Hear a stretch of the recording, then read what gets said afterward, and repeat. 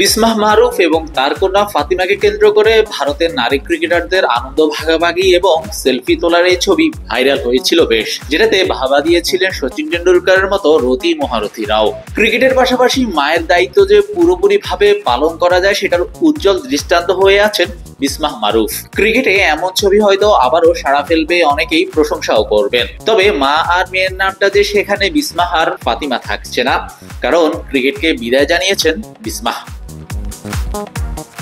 বৃহস্পতিবার ইনস্টাগ্রামে এক পোস্টের মাধ্যমে অবসরের ঘোষণা জানান পাকিস্তানের সাবেক অধিনায়ক।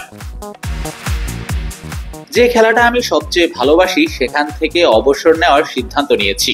চ্যালেঞ্জ, জয় ও ভুলে যাওয়ার মতো নয়, এমন সব স্মৃতি মিলিয়ে অসাধারণ এক যাত্রা ছিল।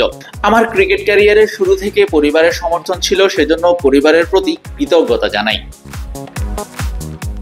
সন্তান গর্ভে থাকাকালীন থেকে প্রসবের পর সেই সময়টায় বিসমার জন্য 12 মাস ব্যাপী বেতনভুক্ত ছুটির পলিসি কার্যকর করে পিসিবি। সেন্ট্রাল কন্ট্রাক্টেও পড়েনি এর প্রভাব। এই পলিসির অধীনে আসা প্রথম ক্রিকেটারও ছিলেন বিসমাহ। সেসবের জন্য বিদায় বেলায় পিসিবিকে ধন্যবাদ দিতে একদমই ভুল করেননি এই অলরাউন্ডার।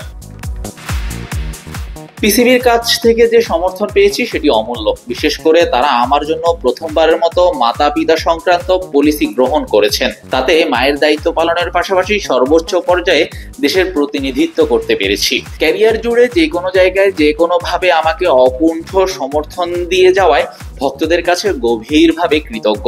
আর সবার শেষে আমি ধন্যবাদ জানাই সতীর্থদের, তারা আমার কাছে পরিবারের মতো।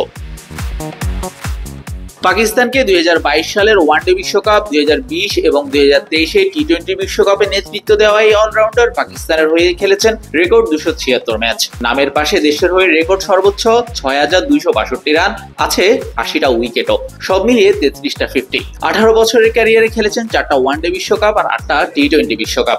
অধিনায়কত্ব করেছেন 62 টি-20 আর 34 ওয়ানডেতে। শাহরিয়ার শাওন, স্পোর্টস বাংলা।